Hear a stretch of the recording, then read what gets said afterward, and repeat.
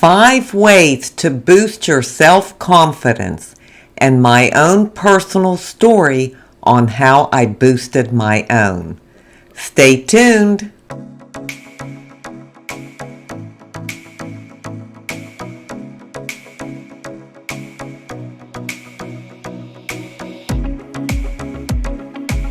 Hi, and welcome to my channel. Thank you so much for being here today. In today's video, I want to give you 5 tips on how to boost your self-confidence. And I also want to share my own personal journey on how I got my own self-confidence. So we'll start with that. I thought that I had self-confidence as a young girl. I had no reason not to. Thankfully, I was brought up in a good home with good parents, but I lived in a world of my own. I was different. I didn't do what most kids did. I was a homebody. All I ever wanted to be was a wife and a mother. So I was in my own little world playing with my dolls, and I did that for many years. I was probably 15 before I stopped playing with my dolls. I'll insert a picture here of me when I was, I don't know, maybe 8 or 9 years old, where I'm having a little tea party with one of my dolls.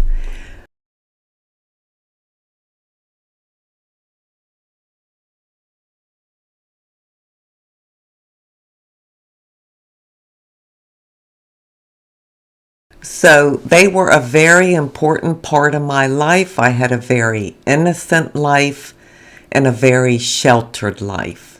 I was married at 18 years old, 5 days after my 18th birthday.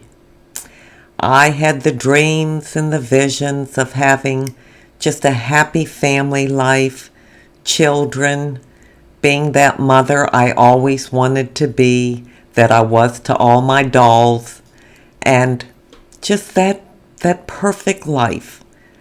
And unfortunately, it didn't turn out that way for me. I was married for 13 years to someone else before I met Dave. And that marriage really killed any self-esteem I would have ever had. Unfortunately, not everybody has the same childhood and the same upbringing, and my first husband had a pretty rough childhood. He was brought up in many ways good, but then there were some issues and problems that were very damaging to him. He passed that on to our relationship. In addition to that, he had gone to Vietnam right out of high school, and that was back in 68, 69, and it wasn't good over there back then. So I don't know what all he faced over there. He never really talked about it, but I think that attributed to his behavior and how it changed him as a person. I was never enough. I was never good enough. I never did anything right as far as he was concerned. He was abusive in all ways, and it was very damaging to me. It killed my self-esteem. I had zero. I didn't feel like I was a good wife, a good mother, a good person, a good anything. I felt like I had nothing going for me, that there was nothing special about me. I felt unloved, unattractive, and it just destroyed me. I lived like that for 13 years, and it created a lot of damage that I carried with me for many more years to come. I really did not begin building any self-confidence in myself until probably 50 years old. I know, that's a long time, isn't it? And the way it started for me was through my faith.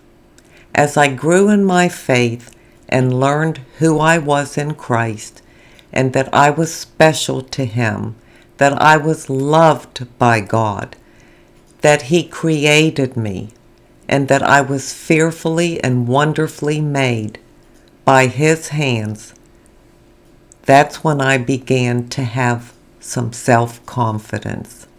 And it built from there. The more I learned, the more my confidence grew. The more I knew I was special, the more I knew I was good enough. If I was good enough for God, then I was good enough. Period. The end. And then as I continued to age, little things that used to be in me just came out and disappeared. Things like feeling like you're not pretty enough. Your breasts are too small. Your hair is too short, or whatever it may be. You didn't dress like everybody else. Other people wore clothes that I would never wear. And then I felt inferior. Well, those things started to go away as I matured in age and in faith. As I became more wise, I learned that those things didn't matter.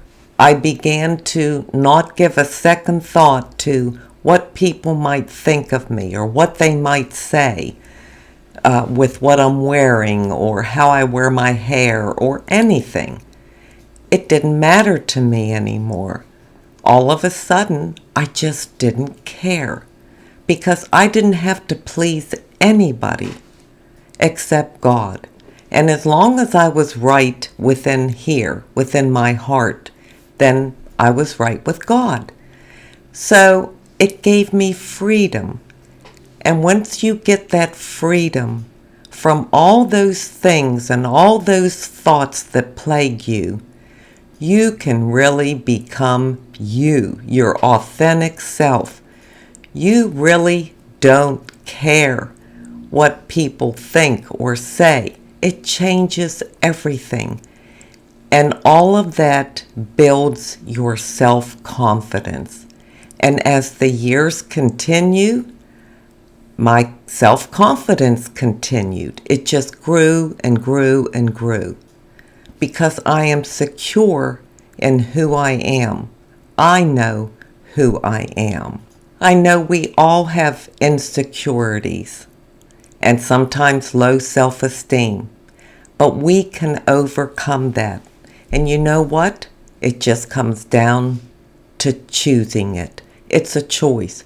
You can choose to stay where you're at and not have self-confidence, or you can choose to blow that out of the water, look at who you really are, and take that self-confidence inside you and wear it every day. So I want to offer you 5 tips that may help you if you struggle with self-confidence. Tip number 1 would be, know who you are. Look at your strengths. Yes, we all have weaknesses. Yes, we all have less than perfect skin, body shape, hair, whatever it is. Nobody's perfect. So look at your strengths and focus on them. Don't look at what you don't have. Look at what you do have. Number 2, empower yourself with positive thoughts. Get rid of those negative thoughts about yourself, whether they came from you or they came from someone else or something in your past. That's the devil's lie to you. Don't believe the lie. Know who you are and remind yourself of who you are. Number 3, surround yourself with positive people. people that will encourage you and lift you up. Don't let someone else bring you down.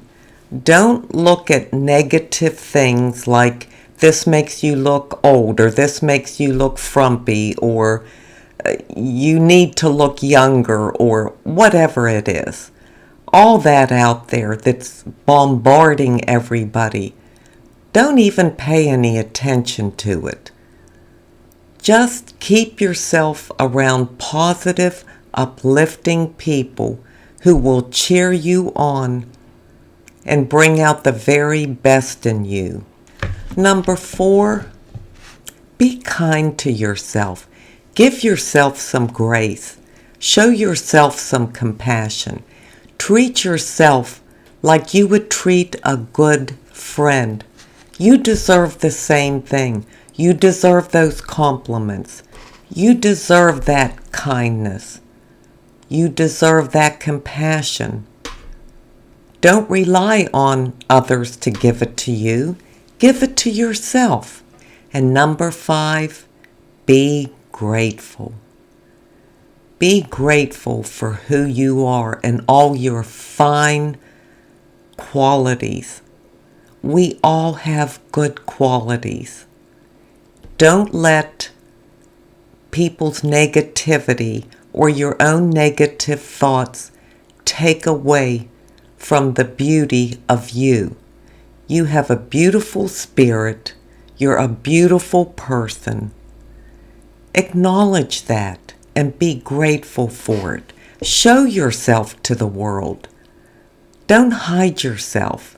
Don't dim your own lights. Put yourself out there. Put that confident look on your face, and you can keep it there just by knowing who you are. And don't let anybody take that away from you. Well, those are my 5 tips on how to boost your self-confidence if that's something you need. And I hope that you feel uplifted and special and loved, because we all deserve that. Well, now I'm going to leave you with an inside beauty tip. For my inside beauty tip, I have to refer to Psalm 139, where it says, "We are fearfully and wonderfully made." This speaks to the care and attention with which God has made us. God crafted each person to be a unique and special individual. Every single person is a masterpiece of God.